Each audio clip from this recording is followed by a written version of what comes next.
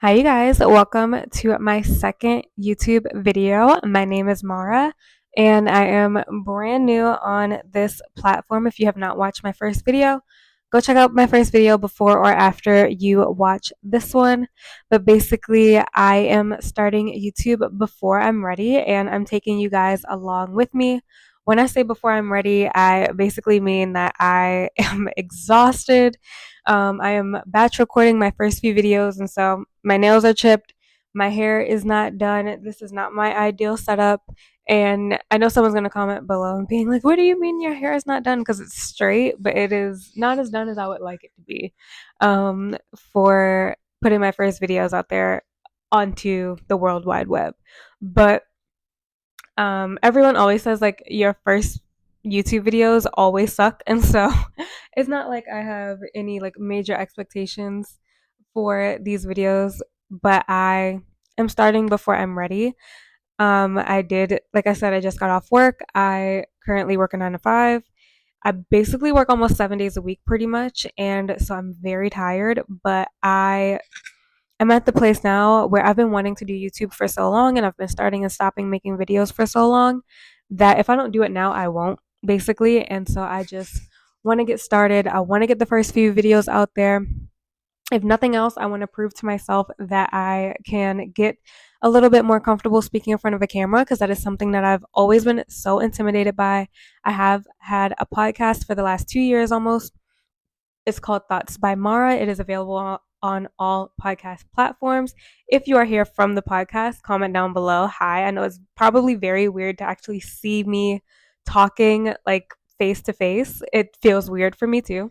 Um, because I have been doing that strictly audio for almost 2 years now, and I'm just now getting into video content. Like I said, YouTube is something I've always wanted to do, but I have one, it's very time consuming, and two, it's very hard for me to speak in front of a camera. It's much easier for me to just talk into a microphone. And I can like read more of that like word for word when I do the podcast, because I write my podcast episodes before I record them. And even though I do have my notes here, I'm old school. I still have my pen and paper. Um, on my first video, I was using my iPad, but then like for this video, I just like hand wrote notes because I love pen and paper. I'm old school, but yeah, I've been wanting to do this for a minute, and so I just really want to inspire at least one of you guys to max out the rest of this year. It is October 2024, and we have 3 months left. And so, if there is something that you have been wanting to do this year, this is your sign to go do it. I have had YouTube on my vision board for the past few years now, and I have made videos and deleted them, and like just had so many ups and downs with jumping on this platform so many times and stopped myself from doing this so many times that I'm finally at the point now where it's like I'm going to do it regardless of views. I'm going to do it regardless of numbers. I don't care about subscribers. I am just going to do it now because I want to. And I want to be able to look back on this video a year from now and be like, I actually did it. And I'm glad that I did it. And hopefully I got a little bit more comfortable speaking in front of a camera, which is my main goal because it's something that's been so hard for me and intimidating for me. I'm very much a background person. I love being behind the scenes. I have some experience in media, which is also why this is so hard for me. Like starting before I'm ready is so hard for me when it comes to video specifically because it's so visual and I'm a very visual person. The sun is down and so the lighting is off. Um, like it's just not as perfect or pristine as I would want it to be for video recording, but I'm glad that I'm starting now because hopefully I am inspiring someone else to just do it. Whether everything is perfect or not, just do it, especially coming up on the last few months of this year. I've been seeing so many videos about September being the new January, and I wholeheartedly believe that. Like, there's something about the fall, I guess it's just like a new season or just transitioning that just kicks our butts into gear. And I really do think that we're going to start seeing a lot less like new year content, new year prep. Like the fall, this time of year is the new year. And so if you have things that you have been putting off, if you have things that you might be trying to wait until January to do it now, or at least get the ball rolling now. And I want to get to January already having a few YouTube videos, already recorded, already up. Um, and so use the next, I think 90 days is such a perfect like window of time to start something new, get in a new habit, maybe bring back an old thing that you used to do that you wanted to start doing. Use the next 3 months and max out. Like when I say 10 extra life, 10 extra life, max out the rest of this year and come along on the journey as I am doing the same thing. I am here to be, some form of inspiration to you, hopefully, to like not wait until you're ready, to just do it. Do it scared, do it tired. I'm doing it exhausted. I am so tired, you guys. Um, I think it's like I literally think it's only 9 p.m. It is 9:02 and I'm only 25 years old and this is late for me. Like I am so tired. But like I said, I've always wanted to do this and I don't want to keep making the excuse that I'm too tired and that I don't have time and that I'm too busy because it's something that I want to do. And I want you to use the rest of this year to do whatever it is that you've been putting off doing. Um, whether it be content, I don't know, anything that you've been putting off doing that you've wanted to do, applying to a job, going back to school, whatever the case may be, go do it. Like it is one, it's not too late and it's not too early either. Like if you feel like you're not ready, it's not too early. Just do it and then, get better as you go along. Hopefully, I will be improving as I go along. I will definitely be getting better speak in front of a camera, which is my main goal with this channel is to really just get more comfortable talking to a camera and doing video because it's been something, like I said, that's been so intimidating for me for so long. I love taking pictures. I love doing graphics. I love doing my podcast, talking into a microphone. But video for me is so scary. Like it is so scary. And that's why I want to do it. And so I'm doing it and I'm so excited to do it. Um, I also really wanted to start this channel right now because I'm going through grief. I am coming up on 1 year since my mom passed away. My mom did pass away very unexpectedly last November. It was actually the day before Thanksgiving. And so I think that it's also not a coincidence that I'm starting this channel and this journey this time of year in particular because I do want to help other people who might, or at least one other person who might be going through grief this time of year. I've been there. I am there. I'm only 1 year in, not even a year because it's October now. Um, but I know that the holidays can be really hard on people, especially grieving wise. And I'm right here with you. I am right here with you. I turn 26 in 2 weeks, and this will be my very first birthday without my mom.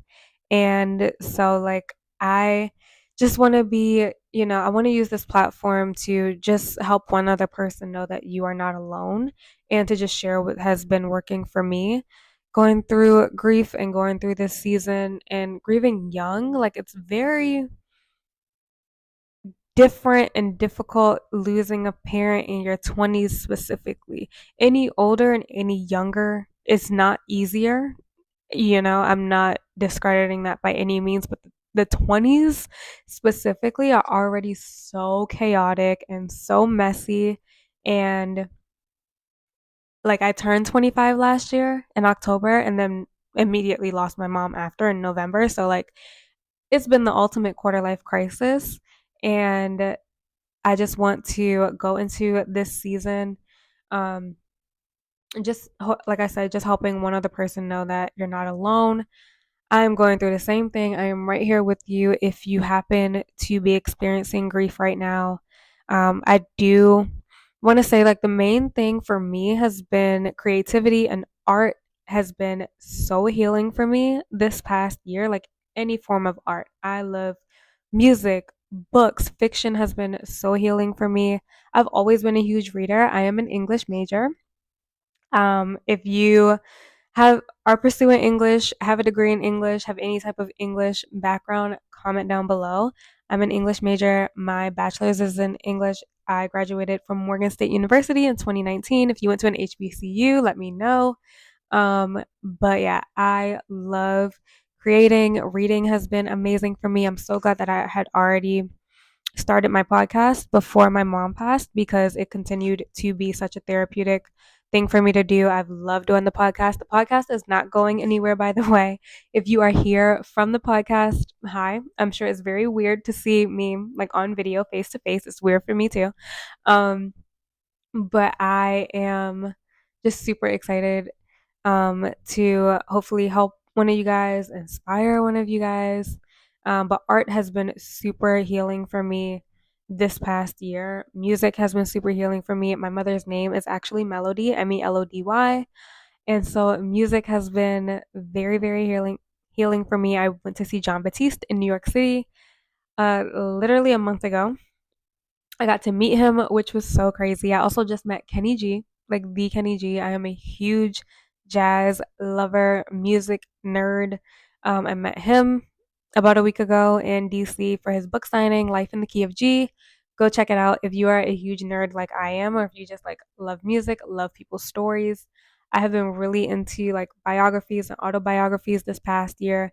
I think just like I said, getting out of my own life and my own head and my own world and diving into other people's lives and stories and their worlds has been really like helpful for me going through grief, especially just learning about how other people have overcome things in their lives and how they have navigated different things that they've been through. If you have never read the book Between Two Kingdoms, I highly recommend it. It is by Suleika Jawad, who is coincidentally John Batiste's wife.